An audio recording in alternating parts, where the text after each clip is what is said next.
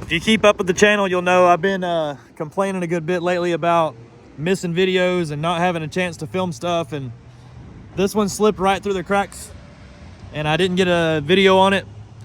But it's a new setup that we haven't done yet. I love it. I think it's probably something I'm going to push further in the future. This is a 37 13 50 22 Nitto Mud Grappler.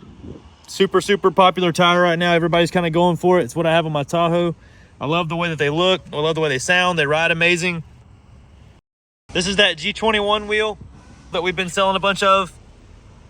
It's not an actual GM wheel. It's just a replica of it, but it's in chrome. GM never made it in chrome. And we used the actual GM Denali caps on it. We did the mud flap deletes on the back of this one with a 4-inch McGaughys kit. And it looks like we're clearing with a little trimming up in the front. There's 1.5 inch wheel spacers on this truck. They're hub centric, they're good, high quality. Of course, this is the factory control arms, got a little dirt on it right there. This is the M84 shock from McGaughys. It's amazing.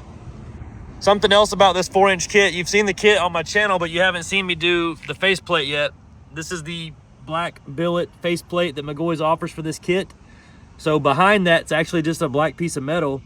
And it looks like now their 7 to 9 inch kit with those windows in it, but this is only that faceplate that you're seeing, so it's not really the cross member that you're seeing there. The angles of this kit are amazing. I'm sure that we had to raise this one just a little bit over the 4-inch mark to get these tires to clear completely. It's a big tire with this wheel spacer on it. Really is what causes it allows the wheel to poke out and the tire to look a little more aggressive, but what the wheel spacer does for us here is keeps this from touching the tire. If you just use a McGaughys kit with a 37 13 50 Mud Grappler, it hits right here because there's no poke or offset change with the McGaughys kit. If you buy a Cognito kit, there's actually a 1/2 inch more poke from the spindle, so the tire does not hit there with a 1350. The truck looks awesome though. I really don't think there's a better looking, this isn't even the new body style, and this thing looks better than half the 24s that we've done. I love this truck, and this is for a local guy named Sean.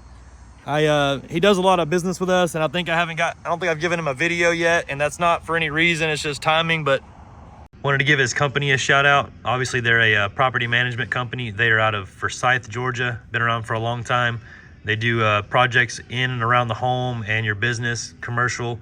They have a lot of different things going on, so if you would like to reach out to them, here's their information. Definitely wanted to put his truck in the video and say we appreciate him for spending all his money up here. So let me know what you think about this truck. Give me a call.